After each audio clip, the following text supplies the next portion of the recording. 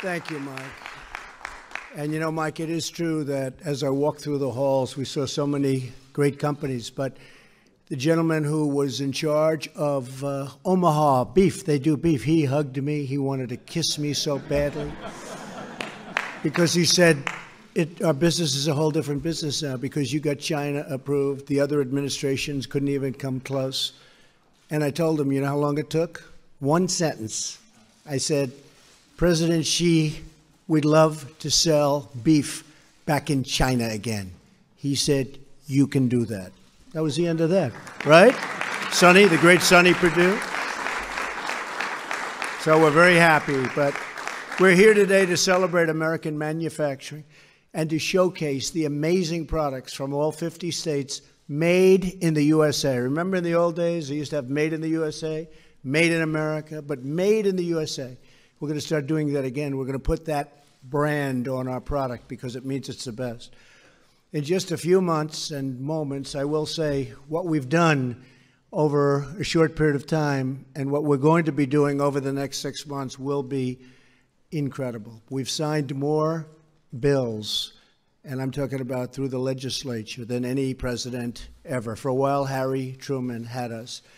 And now I think we have everybody, Mike. I better say think, otherwise they'll give me a Pinocchio. And I don't like those. I don't like Pinocchios. In just a few moments, I'll be signing a presidential proclamation to launch Made in America Week and to make today Made in America Day.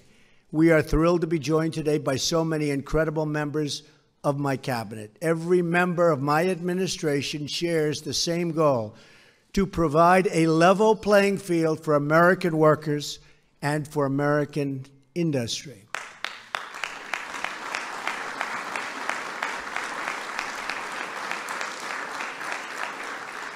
And we are providing it much faster than other countries would like. So it's been really a pleasure. We want to build, create, and grow more products in our country using American labor, American goods, and American grit. When we purchase products made in the USA, the profits stay here, the revenue stays here, and the jobs, maybe most importantly of all, they stay right here in the USA. In the audience today,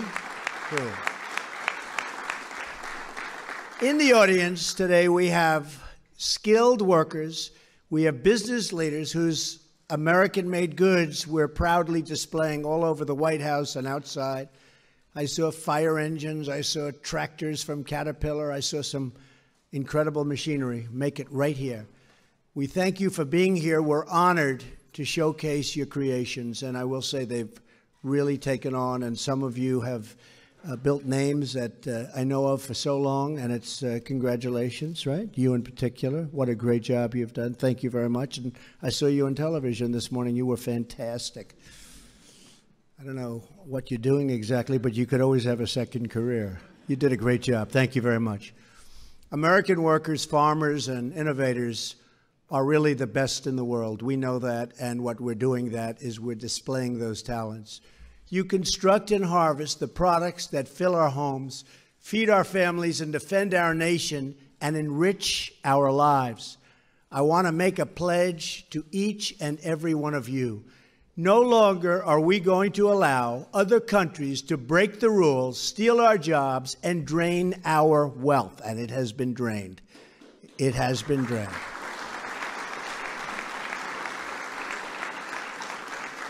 You're going to see a lot of things happening over the next 6 months, you know, statutorily and through a lot of different legal, through the legal process.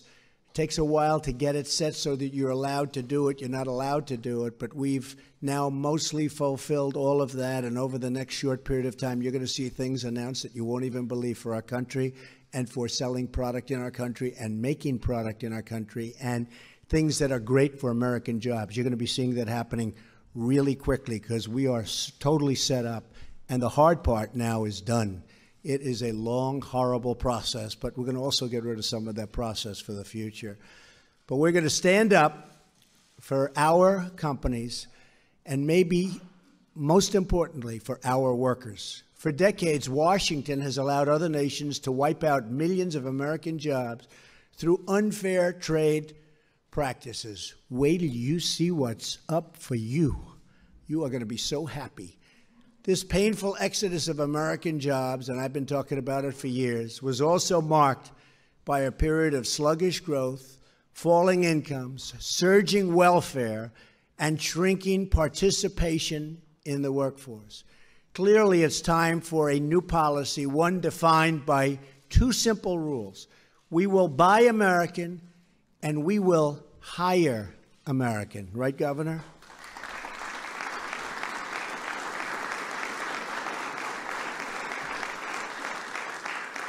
My administration is removing the burdens and regulations on your companies so that you can compete, thrive, and grow. How many of you have noticed this so far? Because it's a big, big difference, right?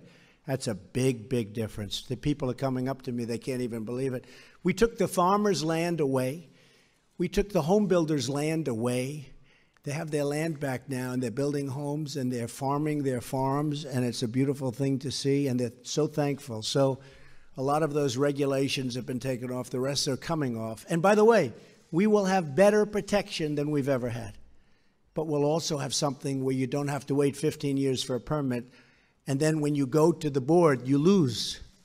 And that's a big portion of your life wiped out waiting for a permit. We're not going to let that happen. But for our nation to really prosper, we must lower the tax on business, one of the highest in the world, and we must repeal job-killing Obamacare. We have to do that.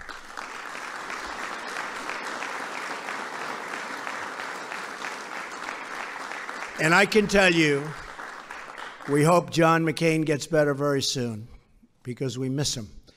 He's a crusty voice in Washington. Plus, we need his vote. And he'll be back. And he will be back sooner than somebody else would be back. He'll be back soon.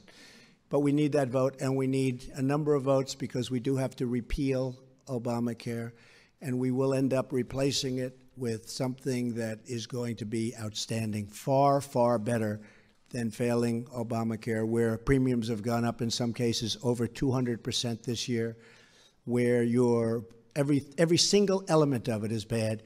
And the insurance companies, by the way, are fleeing. So people have, some states you have no insurance companies. And we have some governors here, and we have senators here, and we have congressmen here, and women. And I will tell you, it's a very, very hard time they're having with the Obamacare situation. So we're going to get that done, and I think we're going to surprise a lot of people, but they're pushing very hard. The Republican senators are great people, but they have a lot of different states. Some states need this, some states need that, but we're getting it together, and it's going to happen. Right, Mike? Yes, sir. I think.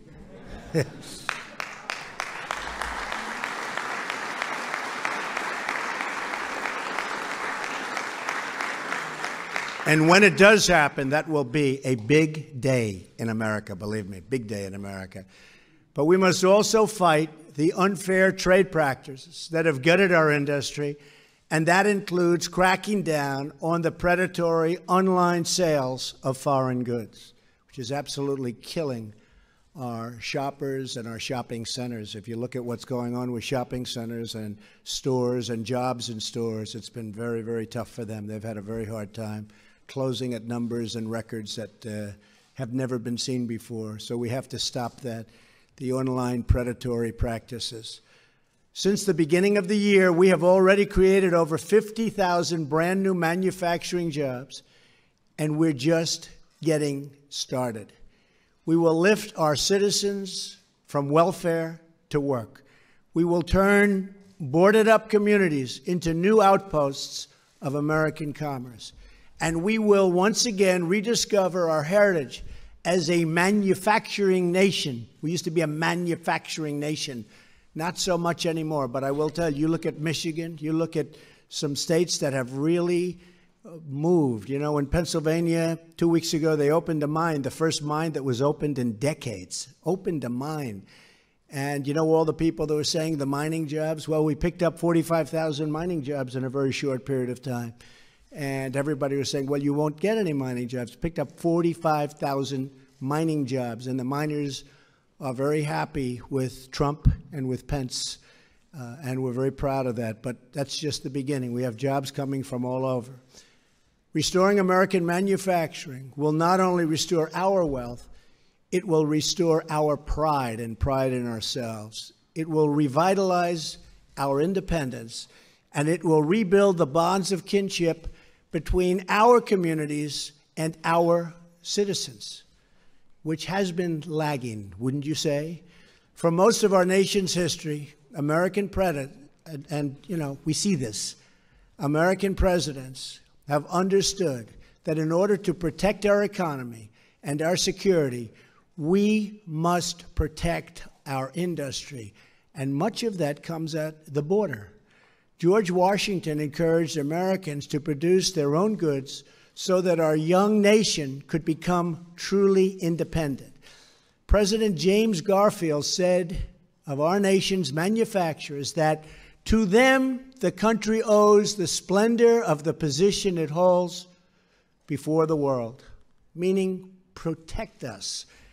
Theodore Roosevelt declared in his first message to Congress that reciprocity, my favorite word, reciprocity, because we have countries that charge us 100% tax on a product, and when that product is sold by them to us, we brilliantly charge them nothing.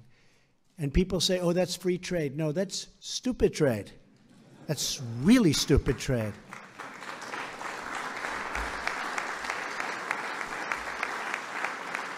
It's incredible. You'll actually have people who, no, we can't do that. That's free trade. It's just, that's so incredible. But what are you going to do? Oh, what happens in Washington, you just wouldn't believe the things. But reciprocity must be treated as the handmaiden of protection. And William McKinley proclaimed that we ought to take care of our own nation and her industries first. We have to look at our nation first for a change. We've been looking the other way for a long, long time. And if you look at what's going on in the success of other nations, even in Europe, you look at some of those countries, one in particular, it's not fair to the United States. And that's why I'm here. And I believe it's one of the primary reasons you elected me and Mike. I mean, that's why we're here. And I think you're going to see a big, I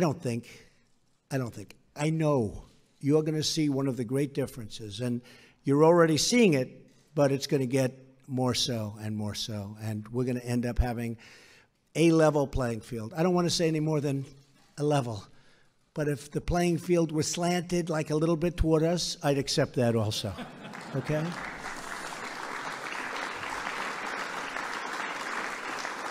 So once again, we will celebrate craftsmen, producers, innovators like the incredible men and women in this room today. We will protect our workers, promote our industry, and be proud of our history because we will put America first. America will be first again. We will make America great again. Remember that. And we'll meet in this same room in a year and in 2 years, and you'll see what happened. Thank you all for being here. God bless you, and God bless America. Thank you very much. Thank you. Thank you.